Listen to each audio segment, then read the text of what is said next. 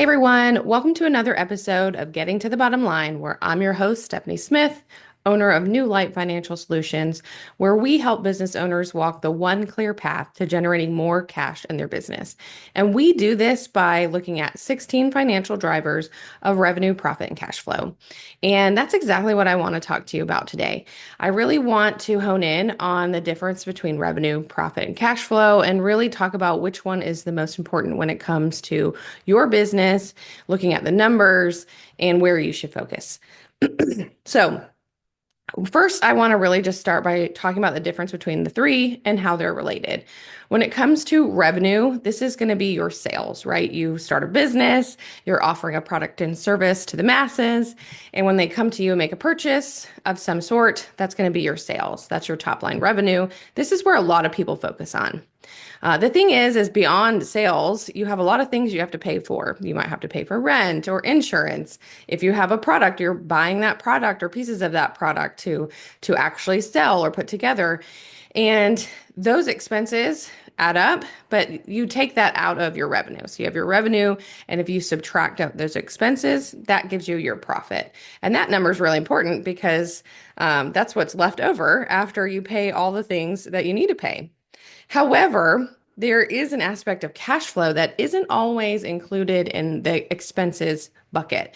And cash flow is when you're looking at how money is going in and out of your business. So the flow of it in and out of your business. And a lot of the times we look at expenses on your profit and loss, and we're talking about your balance sheet and everything. But with expenses, and we're talking about profit, things that are not included in that calculation might be like loan payments, or maybe you're even taking out draws to pay yourself. All of those kind of things will influence your cash flow, and it's not represented in that profit. So there are things beyond just profit that you have to be mindful of when you're running your business. And I want to dive a little more into all of these things so you get a better idea, but wanted to start with that flow right out of the beginning.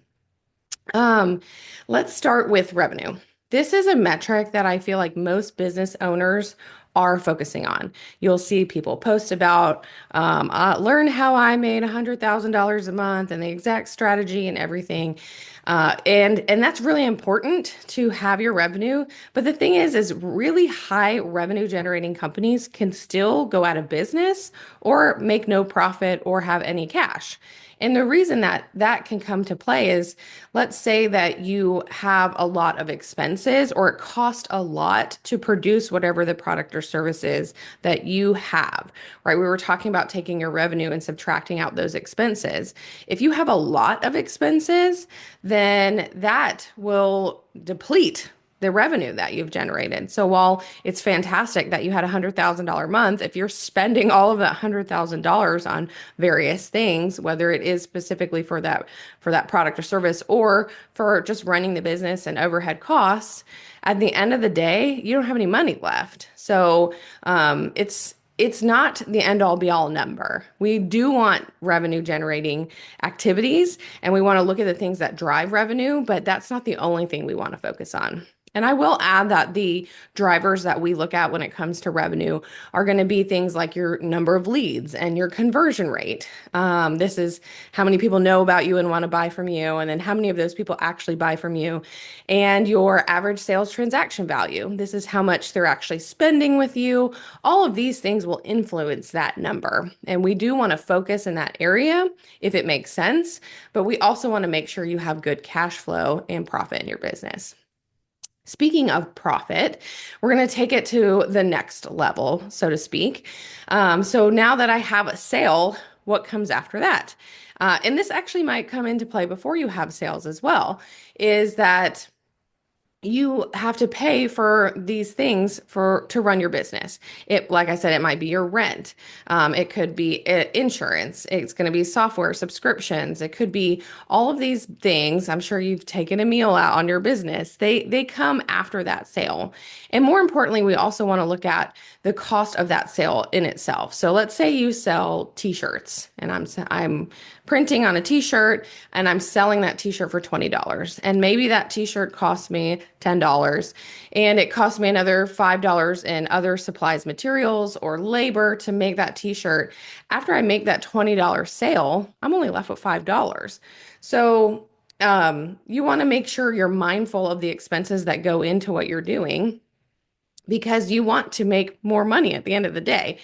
And another story as I was thinking about this that popped into my head is I don't think a lot of consumers realize there are other expenses in our business that it takes to run, right? So when people say, "Oh, your product's really expensive," sometimes we might need to educate people on the fact that there are other things that we're paying for in our business.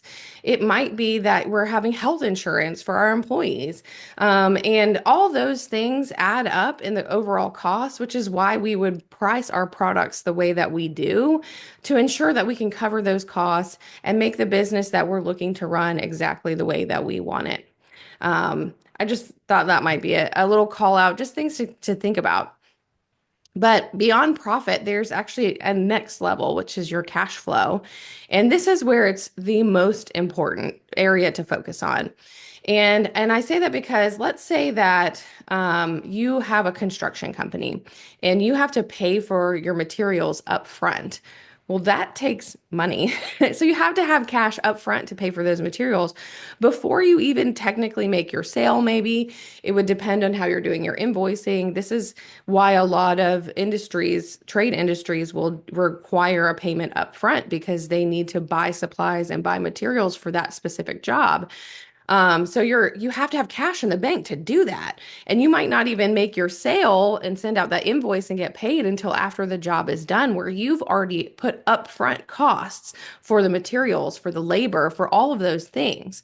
And if you have lots of projects piling on top of each other all at the same time, you have to be really good at making sure you have enough money in the bank to handle that process. And you might want to get strategic about how your money is flowing in and out of your business to make sure you have enough money to do that. Another aspect of cash flow that's really important is just accounts receivable. I feel like this is a really big one. And if you've listened to any of my conversations with Dee, she's the queen of collecting the cash.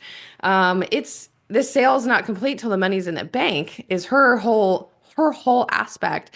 And it's because you can make a sale. Let's say you have a $10,000 sale and you have this big project and you go out and celebrate, but you sent that person an invoice and they don't pay you for 3 months. Well, you never had that money and it takes 3 months to get that money. Then you haven't made that actual sale. So if you have a lot of money tied up in receivables, then while you're going to say you have revenue on paper, you're going to say you have profit on paper, but your bank account doesn't show the money because you haven't actually gotten it yet. So that's another thing to keep in mind. And these are all things we have to think about when we're running our business and really consider the strategy for cash flow. And it's going to be different for every business. And especially, I would say, for seasonal businesses. Let's say you sell swimsuits and business is really good over the summer because that's when people are buying swimsuits. They're going to the pool and the beach. But over the winter, you don't have as many sales. Well, your overhead expenses probably don't change that much. If you have a building, you're still paying rent. Rent doesn't just stop because it's cold outside. So you have to make sure that you've planned your cash flow to cover you through those winter months. And again, it doesn't matter as much of how much revenue you have or how much profit you have if you don't have the cash in the bank. So a lot of businesses go out of business because they don't have the cash flow to stay open, to manage their payroll, to manage their expenses. And what ends up happening a lot is people will take out a loan. And what you don't want to do is take out a loan just to cover your expenses. You want to take out a loan when it makes sense to help you grow and other things like that. And what ends up happening is you end up having to you owe that loan and you owe that money back.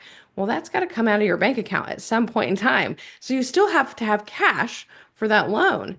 Um, all of this to say, I hope you're seeing the bigger picture here of why revenue is important and we want revenue. We want revenue generating activities. And profit's also important. We need to look at that number and we need to reduce the cost of our expenses so we can increase our profits. And I was talking about drivers for the revenues. The drivers for the profit that we look at are typically marketing and payroll. Those are usually the two largest expenses businesses have, and then their overhead, all the other overhead costs.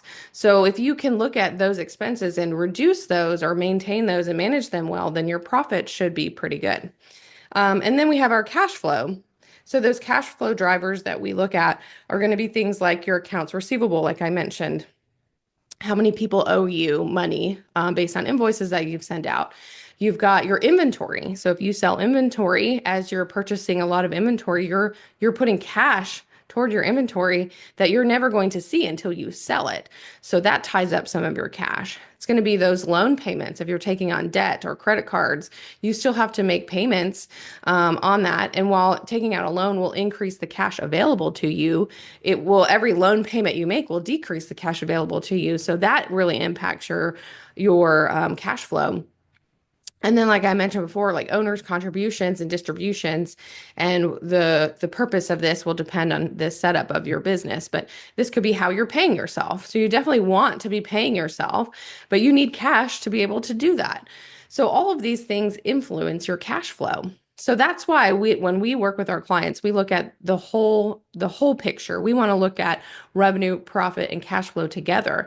Figure out those areas of what's working and not working, and hone in on the one that's going to make the most impact. And that's what I would encourage you to do. So if you are new to this space, I would say write down some of these metrics. Write down your revenue, write down your profit, your expenses, and see where you're at. See where your loan payments are and how much you've got up in inventory, and track those over time, and then see where the areas of opportunity are for you. If you see that you're short on cash for certain seasons or for projects, then you need to determine, how can I get a little more cash in my business to kind of float myself alone during those times that I need them. And you can be really strategic about doing that. And if you're looking for more ways to optimize your cash flow, I actually just created a free 5-day course for mastering your cash flow. And it'll talk through some of these things that I've talked about today, where you can get some examples and you can put that into practice into your business today. So if you're interested in learning a little more, I encourage you to check that out. I'll include the link in the description so you can get that. But I hope you got a little bit of information out of this today. I really want everyone to be successful as they're running their businesses. And I want you to look at the right metrics. And I feel like often we overlook the financial aspect because most of us aren't numbers people as business owners. And we're already wearing a ton of hats. And this isn't the one hat we really want to wear unless we really need to. And we all need to focus on the finances so we can stay in business longer and be successful and create that business that we've always wanted. So that's all I have for you today for this episode of Getting to the Bottom Line. If you're looking to find out more about me and what we do for our business, you can find us online at newlightfs.com. You can always find me out on LinkedIn or Facebook and start up a conversation. I'd love to hear how you're doing with your business. But otherwise, I hope you have a wonderful day, and I hope you join me on the next episode of Getting to the Bottom Line. Bye, everyone.